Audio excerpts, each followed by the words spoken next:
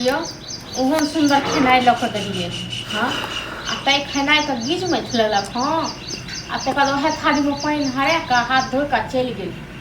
एतेक मतलब एकर एतेक अथी कतौके साहब छी भाय अहाँके तऽ अहाँ कमा कऽ खुआ दिअ आ ई तऽ सही कऽ अहाँ बर्दाश्त करबै ठीक छै ने। अहाँ भाय छियै ओ अहाँके भाय यऽ सोहदरा हम नहि बर्दाश्त करब। हाँ कहि देलहुँ मुर्गा ले पैसा पठा दियौ मुर्गा खायत मुर्गा कहियो अहूँके खा जायब कहियो अहूँके खा जायत राखू फोन। सबके घरमे एके रंग अथी छै सबके एके रंग नीक होय ने जाइ छी 10 गो लोग के कहले हैं कहबै ने 10 गो लोग हाँ 10 गो लोग जहाँ नाटक अपन गलती तऽ नहीं कहै छै हमर गलती 10 गो के कहै छियै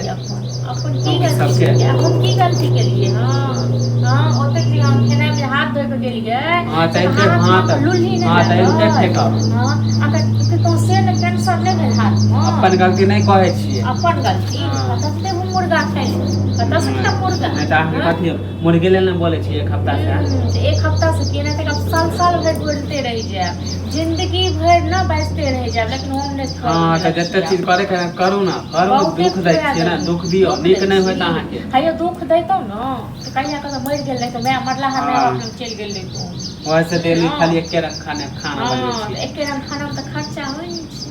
हां अही दै छियै जोड़ हां त पैसा बचा के रखो ना पैसा बाप जइया मरला मैं जइया फिर कह दे हमरा माय बाप पे नहीं जाओ त फिर भैया के कह दे भैया कह दे की हमरा डर गेल भैया क हां कह दियो के जेकरा कहै के हां त रानी रखता है होइले ना अपन माय बाप हमर त नहीं है अब नहीं रानी हां त अहाँ रानी है हां त मत भैया के त मती मार के रख देली जे कहै छै हां अहाँ के मती मारब करना है के पथ लड़ी है कहब कथी नहीं हिनका मुर्गा नहीं दलियन खाए के तई खब गाछ छै ना लागल पैसा भेजे त जे अहाँ के मन जे खाए के रहे त चोरा के खा ले छै जे खाब नहीं तो हमरा तब सारे छै घर वाला कोन तोरा कोन हां एनके दही ना करियो सब्जी ले पैसा जे कमाबे त देबे करब